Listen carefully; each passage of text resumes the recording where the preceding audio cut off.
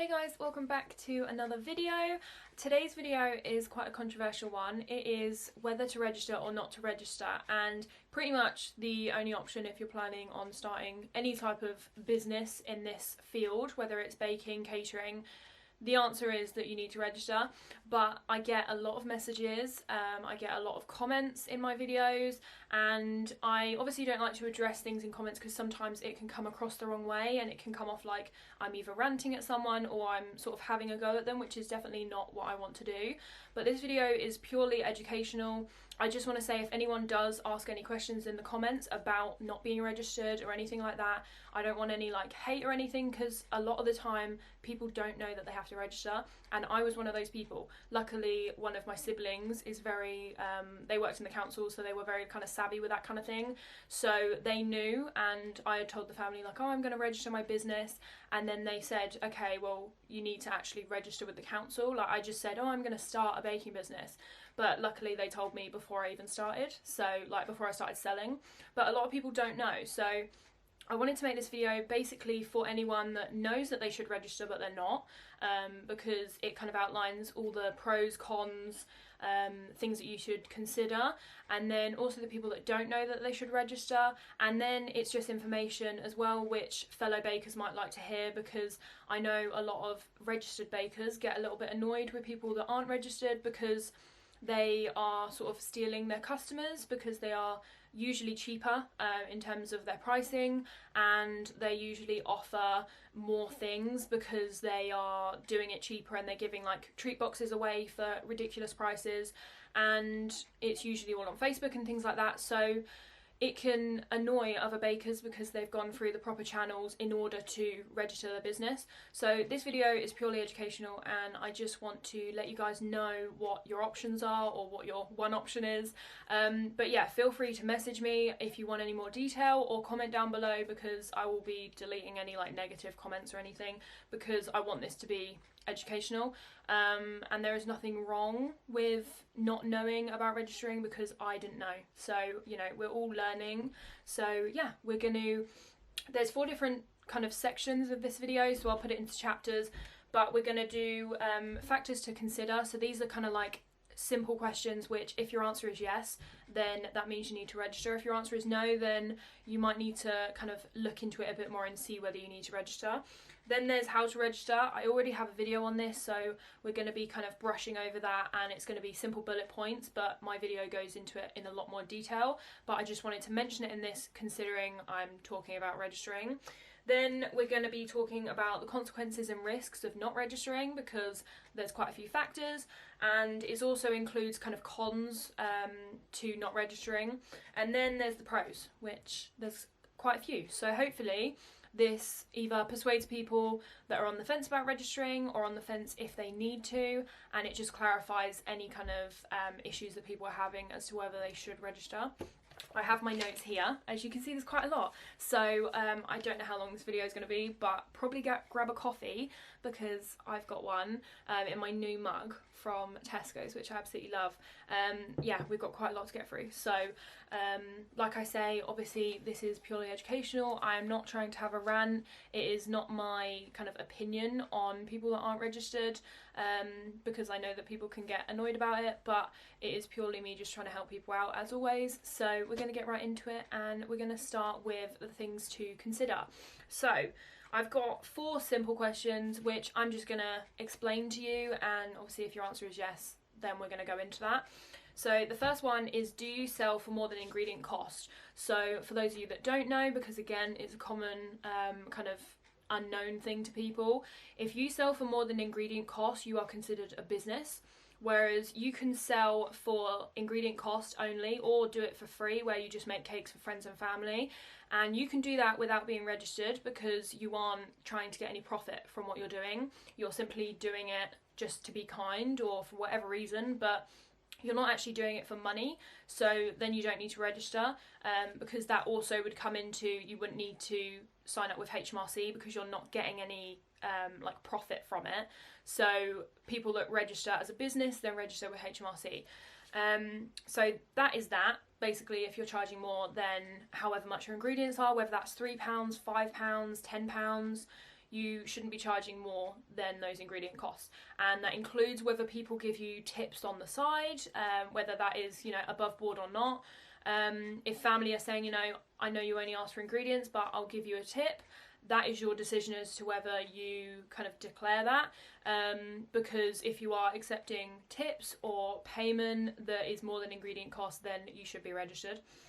Then there is, are you selling as a business / are you baking often? So a lot of people say that when you would think about registering is if you do the odd cake for ingredient costs and then you decide, right, I want to do this regularly, even if you are doing it for ingredient costs, if it is becoming a regular thing, say once a week, then the council would consider that as a business, because despite not getting a profit from it, it is that often that it becomes a regular occurrence, like a business that is part-time, for instance. Whereas if it is every couple of months, then they don't consider that often enough. So again, if you're doing it often, then you want to register. It also covers you if anyone reports you, because again, if you're doing it regularly, then it's more likely that someone or anyone is going to sort of catch wind of it and think, oh, okay, there's a new business in town. Are they registered? Are they going through all the proper channels? So that's number 2. Then there is, do you work full-time or part-time? So this comes into the baking often. If you work full-time or part-time, you are a business. You need to register, because anything more than the odd hour here and there is considered part-time. So part-time would be a couple of days a week. Full-time is obviously up to 40 hours. So yeah, that is considered a business, especially if it's your only revenue. So if you don't have another job, and again, if you have another job, then you'll need to discuss with your employer in terms of like tax and things like that, but that's another video. I'm hoping to do a tax related video soon because I will be doing my tax return.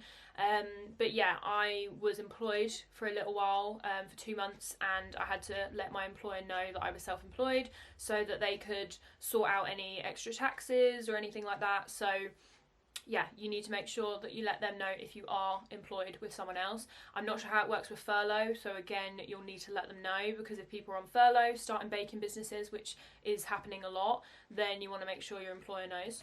The next thing is, do you want to start a food business? So this is a pretty basic one. If you're planning to, if you think this is going to turn into a business, if you want it to be a regular thing, then I would register as soon as possible, because what my worry was, which is why I did it so soon after I found out that I needed to, was because I was thinking, I don't want people to see that I'm posting all these photos for months on end, and then all of a sudden I get my hygiene rating and it's months after I've registered. So I wanted to be completely above board. That's also because I don't like lying. So as childish as that sounds, I'm just not a good liar. So I just wanted to have it all organised and not just think, oh, okay, I can probably get away with it. So that's why I was trying to be all organised and had it all done before I needed to actually start selling. So those are the 4 questions. If you answered yes to any of those, then you will need to register. If you need some further clarification, if you're not sure if you're included in any of those answers, if it's something more specific, then just let me know down below and I will give you an answer. Alternatively, you can call up your council and they will give you an answer. So the next thing is how to register. This is a simple process, and I try to reiterate that to people so much because it's so simple, it's free and it's simple. Why wouldn't you do it? Even if you're a hobby baker, being registered is just a plus, because it will get you more customers, because you've got that rating and that status of being a registered baker, which it does come with being a registered baker. And I've had people say that they're still waiting their hygiene rating, and people keep asking them, what's your hygiene rating, because they don't have one yet, and they find that it would be helpful to get customers if they had that rating. So yeah, but I'm going to go into that more in a minute, but we're going to go through how to register. So the first thing is deciding on a definitive business name. This is very important because that is what you register as. So that is signed up to your household, so whatever address you register at, that is the business address and that's the name that it's going to be in.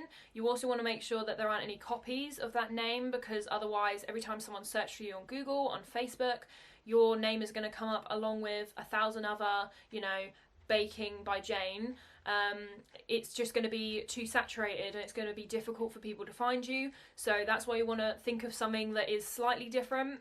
It doesn't have to be crazy imaginative. Mine isn't crazy imaginative, but it's something that is a few words switched around. So whether someone else has sweet treats by, like I say, Jane maybe, you want to make sure that it's not already taken, because it can cause some issues when you're actually starting your business. It doesn't matter when you register it, because it won't tell you. It didn't tell me that someone had a similar name to me, but now mine is Sweet Things by Amy Page, but all of my socials are Sweet Things by Amy, to keep it short. But there is someone that is already Sweet Things by Amy, but it doesn't tell you that, so you need to check, because I didn't. And I'm not sure if you can change it. You may have to pay to change it, because it's a filing log. I couldn't find any information on that, so you would have to call your local authority, which is fairly easy, and just ask them. But yeah, you may be able to change it if you wrote a letter confirming the address and everything. But again, you don't want to be changing your business name too often, because once people get used to that name, then they're going to know you for that name. So then if you change it, then they might not remember your new name. So that's the first thing. Have a definitive name. It doesn't have to be anything crazy imaginative. So many people struggle, but yeah, I wouldn't worry about it too much. The main thing is that you like it and that it is catchy, and then people remember it. The next thing is register using the Gov.uk website. I'm assuming you're all in England. If you're not in England, then it will be your equivalent of the government website, whatever that is. So you want to go onto there. I'm going to put the link below just to make it easier for people. So you go on there and you literally fill out an online form, which you download and then you re-upload to their website, and it's all electronic. You put in your name, your address, all of your personal details like date of birth, all of that. Then you put in your business address, because obviously some of us are working from home, some of us aren't. So if you have a registered like restaurant or something, then you would put in that address. And again, that is your registered address, so you want to make sure it's correct. Then you put in the type of business you are, so like retailer, catering, I don't know, mobile food, all of that stuff. Then you say how many employees you have, so it's literally 1 to 10 or just me. So it's just basic questions like that. And you literally just fill it out, and it's free, and you just send it off. You put a date that you plan to start baking, like you start selling. So you can say that in 2 weeks time I want to start selling, and even though they say about the 28 days, that is an advisory thing. If you're already trading, then you can register after you've already started. They advise against it, but obviously with the current situation, all of the inspections and things are being postponed anyway. So you're not going to be inspected likely before that 28 days is up. It's more so that they can actually process your paperwork and know that you are a business and that you exist. Because if you register and then you start baking and selling the next day, then it's unlikely that they've seen your form and actually processed it and put it on the system. So I would say give it at least 2 weeks if you have to start earlier. So like say there's an occasion like Mother's Day and you wanted to start before that, then you could put that date on there. It doesn't come up with an error or anything, because I did the same thing, and then it might just mean that they get back to you quicker. But if you can, I would advise doing the 28 days, just because it gives them time to do all the paperwork, and then you'll be registered on the system, and if someone types in your name onto the company's house, you will appear. Otherwise, if they haven't actually registered you, then you won't appear on there, and someone might think that you're not registered. So that's the first thing. So the process is you register on there, you fill out that form that I just went through, then they'll send you a confirmation email. Don't stress if you don't get it, because I didn't get one for months, and then I got a random phone call out of the blue saying, can you do your inspection today, like 3 months after I had registered, and I was like, no, because I'm not ready. I didn't even know that you were even contacting me. So don't stress if you don't get an email. It's not essential. If you're a home-based business, they cannot organise an inspection without your like go ahead, so they have to check a time and date with you, because they're coming to your home. You could have all sorts of things going on, like you could have kids that might not be there when in your business hours, so if you arranged for them to come during business hours and they wouldn't be there, literally anything. You could be out, you could be on holiday, so they have to give you a warning as to when they're coming. So a lot of people ask me this, like, do they just turn up in the middle of the day or like in the evening or something and just inspect my home? And that's not how it is. They do have to arrange it first. So they will send you a confirmation email and they will arrange this meeting, whether it's by email or phone. A lot of them at the moment are doing phone calls, so they ask you all the questions over the phone, and then when they come here to your home or wherever they're going, it just makes it a lot quicker. Because of COVID, they don't want to be in your house for 45 minutes talking to you. They want to make it quick, so they do all the questions that they can over the phone to get all those answers whilst you're both at home. Then once you're inspected, you should get a hygiene rating straight away. Some of them have to send it out to you. I got mine on the spot, so she just gave it to me straight away. But yeah, it's not abnormal if you don't get it straight away. Some of them have to send off for it. And then the only other thing is that further approval might be needed when you're supplying to people. So if you're not the kind of producer, as it is, that is giving straight to the customer, so if you don't sell directly to a customer, if you sell to like Tesco's, then you will need to go through other approvals, likely.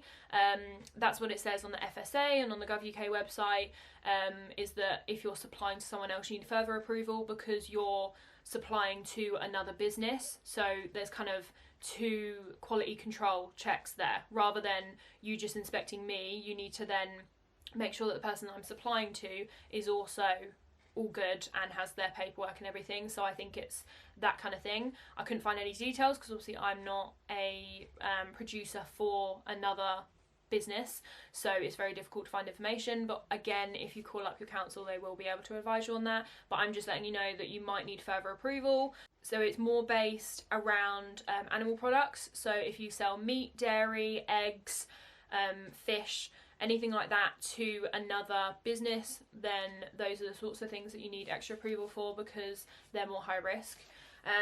So that is everything to do with how to register. So hopefully that was a nice brief overview of that video, because that video is about 45 minutes. So if you have time, go and watch that if you haven't already registered, and then that will give you the full detail on what you need to do. So we're going to go through the pros first because I want to be positive and the cons and the risks are a bit like serious, so I wanted to start with the pros. So the first thing is the status, and this is kind of underrated. So one, it's nice to look at your profile and it's a whatever star rating, because, you know, 4 and 5 especially, either of them are very good. A lot of people get disheartened when they get a 4. There is nothing wrong with that. You just don't want to get a 1 or a 0 mainly, because 2 you can still make improvements, and the same with 3, but obviously 0 and 1 aren't great. But hopefully none of you will get that, especially if you're following my guidance when I did that video. But yeah, 4 or 5, either of those, it's just nice to have it in your bio and on your website. You can say, you know, I'm a 5-star rated business, and it just looks nice when people look at your profile and they go, wow, she's got a hygiene rating, I know that she's all above board. And also, without saying it, a lot of people know that when you have a hygiene rating, that means you're registered. Whereas if you don't have a hygiene rating, then a lot of people question whether you're registered, which is why people that at the moment especially have registered but are awaiting their inspections are finding it difficult. Because I get the odd message from people saying, people keep asking me what my hygiene rating is, and I say to them that I haven't been inspected yet, I'm fully registered, but I haven't been inspected. And then they might not want to order because they don't know, because some people are more sort of careful about it than others. Some people don't mind and some people won't ask. I know that before I got mine, because I was waiting 3 months, no one asked, but obviously some customers are more kind of careful about it. They want to know, and I mean, I want to know. Like, sometimes when I book restaurants, if they've got like a 3, I do sometimes reconsider, as mean as that sounds. So yeah, I think it is important to have, and it just gives you that kind of status. I don't want to say elite, because that is quite a kind of up there word, but I feel like it does. It's nice to be able to tell someone, yes, you know that all of my procedures are correct, my home is clean, that all of your food is being prepared in a good environment. It's not, you know, in my shed, because it does worry me sometimes when people aren't registered, because you hear all those horror stories about like restaurants that are like a 1, and the conditions are terrible. So it's just, and if I've heard that, then probably some customers have heard it too. So I think some people just like to be reassured that their food is being actually made in a nice environment.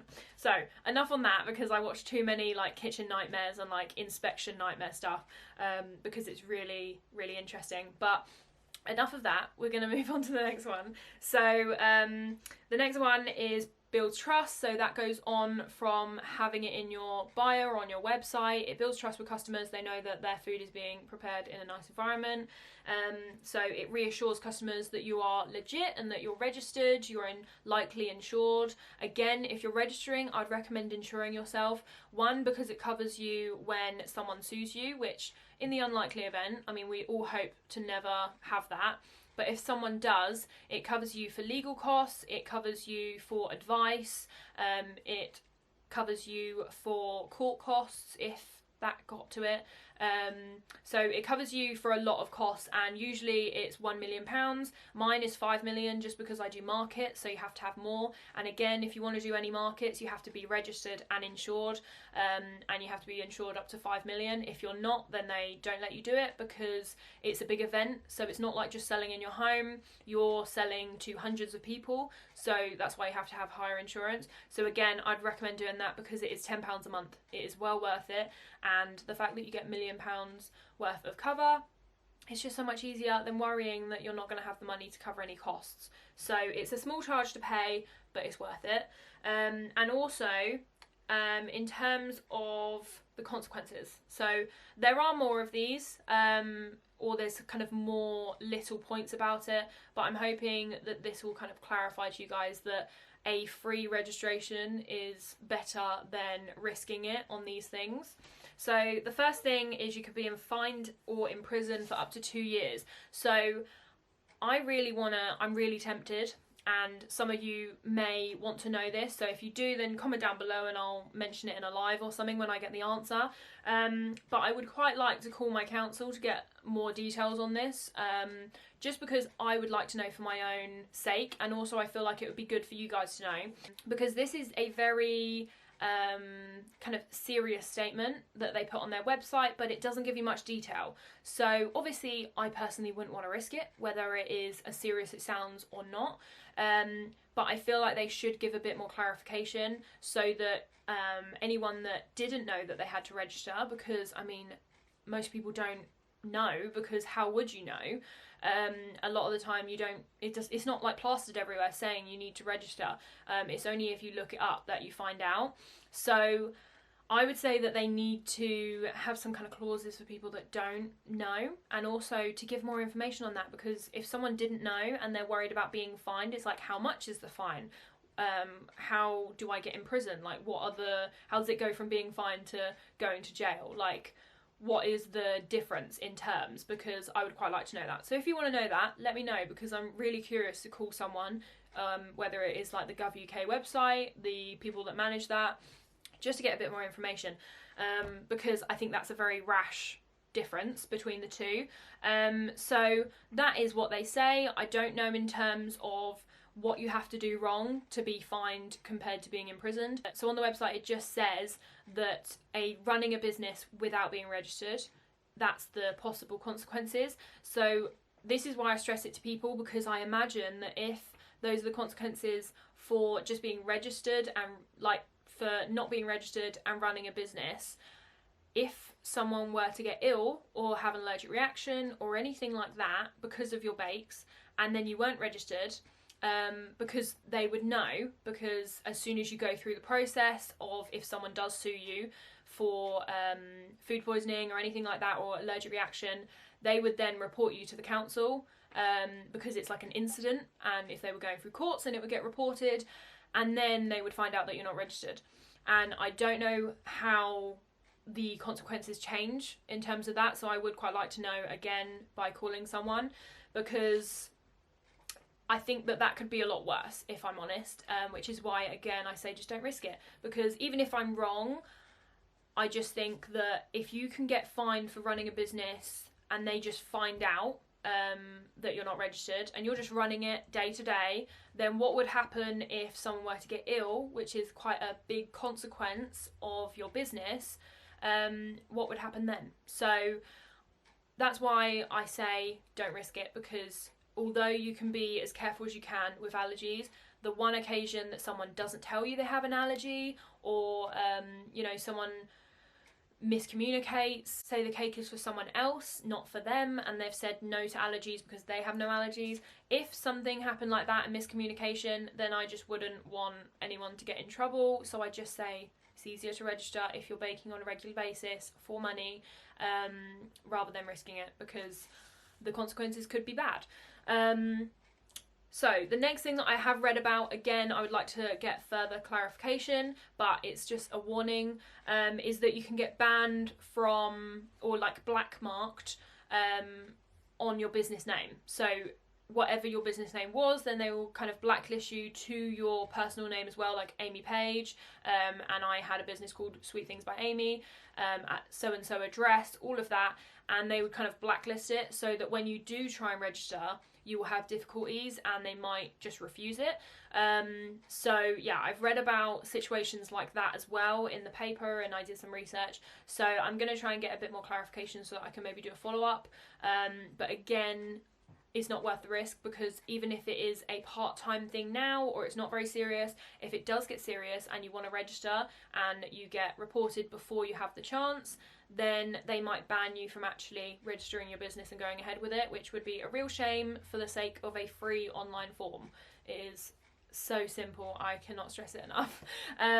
So the next thing is potential loss of customers, because I recently did a how to get customers video, and I actually forgot to mention this, but having a hygiene rating is a good thing. And as I said a couple of minutes ago, when people ask if you have a hygiene rating, it just saves that, because people look at your profile and they'll see 5-star rating, registered, insured, make so-and-so cakes based here, and you just think, right, that looks all official, I trust that person. You're not going to put that you have a 5-star rating if you aren't even registered, because that would be a huge risk. So it gives people that trust, because they'd think, well, they wouldn't put it in there if it wasn't true.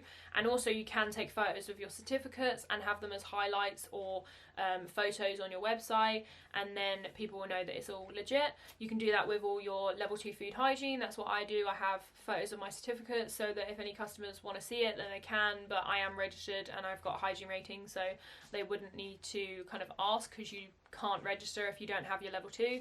So there's that. And then I've said about the risk of not registering and having a lawsuit against you. It could be quite a bad thing. So I did a little bit of research on this particular incident relating to lawsuits to do with allergies, because they are considered a very serious thing. So it says, if you can prove that the customer didn't inform you, so this isn't if you're not registered, just to clarify, this is if you are registered, but you have any issues with allergies that weren't informed to you before you made the sale. So this is just a little tip, because I found it and I thought that's a really good bit of information that I wanted to share with you. So if you are registered, then this is for you. So it basically said that if you can prove that the customer didn't inform you of the allergens, or they didn't inform you that the person receiving it that had those allergens, then you can have reduces in damages, and damages are the fines that are against you, and if it's enough evidence, then they could void the lawsuit altogether. So basically, if you can prove that a customer didn't inform you, obviously if they did inform you and you still gave them an allergic reaction, then that is on you, because you have a duty of care to not do that, because I did law in school, so I know a bit about duty of care and like civil suits and stuff. So again, if you want to know anything about that, let me know. But yeah, if you can prove that they didn't let you know, whether it's through messages, anything like that, emails, then they will be able to reduce any fines or anything towards you, because you can prove that it was not your fault, it wasn't told to you prior to actually making the order. And just another thing on that, I would recommend anyone dealing with any customers, because whether you deal with allergies or not, I don't deal with allergies, but I still ask every single customer. I just ask them in a message when I'm discussing their order. I say, please can you confirm that there are no allergies to be aware of for yourself or anyone that the order is being consumed by, and then for them to then come back and say no, there's no allergies, or yes, there's this allergy, then I can then go back and say I don't deal with allergies, or I can say perfect, that's fine that there's no allergies. So it just allows you to have proof that they said that there's no allergies, and then you're covered, because you can then go back and show those text messages or whatever it is to the council or local authority that is dealing with it. So I would stress that you get that confirmation, whether it's a booking over the phone, and even if you did a form afterwards, so if you do like an order form, a digital one, and then send it to the customer as like a confirmation, I would get them to then come back and confirm that they're happy with it, because then they would have read through and seen that you've put that there's no allergies to be aware of. Because yeah, what you don't want is that you don't have proof and then you get sued for something that wasn't your fault. So after that very heavy topic, that is everything that I have to say on it. So I'm hoping that that was helpful for people, and I just want to clarify that I know this is a controversial topic, but I wanted to clarify it for you and hopefully give you a bit of kind of advice on what to do, because it can be very serious, and also when you're registering a business in general, it's very daunting and you don't necessarily know all the steps that you need to take to register that business. But this is, or to start that business, you don't necessarily know all the things that you need to do, and registering is definitely one of them if you're planning to make it any type of business more than a hobby, or anything more than, like I say, ingredient costs. So I'm hoping this clarified anything. This wasn't meant to scare you into, you know, worrying about it, but obviously a lot of the time if you're worried about something, then that might show that you're unsure as to whether you do need to register. So if you're unsure and you're worried, then please let me know down below, because I want to help as many people as I can, and this isn't meant to kind of scare you into not registering, because it is something that is so simple, and the council is really lovely. They obviously want you to get 5 stars, they want you to succeed. So yeah, they're super helpful with any queries. So if you do have any questions, then just let them know as well, especially when you do register, because you get a health officer, so you can just call them whenever you want and just check anything over if you have any questions. So yeah, I hope that was helpful, and please don't put any hateful comments if anyone is asking what some people would consider to be a stupid or silly question. There are no stupid or silly questions. You know, I always get the odd comment saying like, sorry if this is a daft question, and I'm like, no, it's not.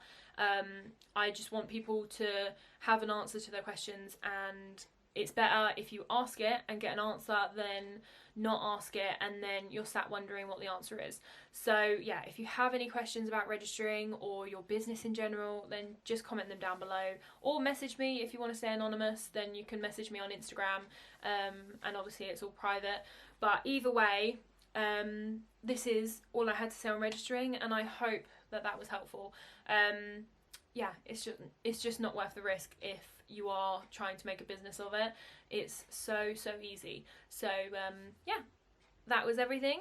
I hope there wasn't too much information for you guys to process in one go. I know it was a lot, and it's all very serious stuff, but I felt like I needed to do a video on it because I see so many comments. And also, I would say to people that if you aren't certain or you haven't done your research, and you're not registered yourself, please don't advise people in the comments, because I've had the odd time where I've had to kind of re-advise someone that has been told by someone saying, you know, oh, you can just sell on Facebook, I do, and I just don't want anyone getting in trouble. So if you're not educated on the subject, please don't say too much on it, because I don't want anyone not registering because of something that you've said and then they get in trouble for that. So yeah, if you know what you're talking about, then feel free to advise someone, and it's likely that I will agree and I won't need to kind of re-advise anyone. So that's why I thought I'd do this video, so that I can clarify that this is my kind of plan of action for you, and I wouldn't recommend anything other than that, so that if anyone sees comments on my videos, they don't think that that is then my opinion telling people not to register. My opinion is that if you are being a business, then you should register. If you want to create a business in the future, then it's just easiest to register. So yeah, if you do see any comments advising not to register, then just come and watch this video because it should clarify all for you. But yeah, again, that is not directed at anyone in particular. It just happens a lot in videos, comments, messages, all sorts. So I just wanted to clarify all for you guys. So I'm going to stop rambling and I'm going to let you guys go. There is going to be a live tonight. I'm not sure when. I need to clean the kitchen because that's where I'm planning to have it. But like I say, it will be sometime tonight. Again, if you aren't subscribed and you haven't hit the bell, then make sure you do that because when I do go live, you will get notified. If you're not, then you will not get notified. So that way, no matter what time I do it, whether it is 9, 10, 11, you'll get notified. It's not going to be a decorating one because I don't have any cakes this weekend, or I don't have any cakes, yeah, this weekend. I've got them all for the weekends following. So we'll be doing a couple of lives in the future because I've got cakes every weekend from Mother's Day weekend. So it's just not this weekend, which is because I've been fairly busy. So yeah, we'll be decorating cakes in the future lives, but not tonight. So tonight is just going to be a little chat, Q&A. I wanted to show you the kitchen because I've done a little moving around. So I'll show you my new drawers. But yeah, mostly it's going to be Q&A, and also if you've watched this video, then I was hoping that I can answer any questions on the Q&A live relating to registering if anyone wants like a live answer, because I know that I sometimes take a few days to get back to video comments, which is just because I'm busy. But yeah, that way you can get an immediate answer. So definitely head over to that if you haven't already, and I will see you in my next video. Bye!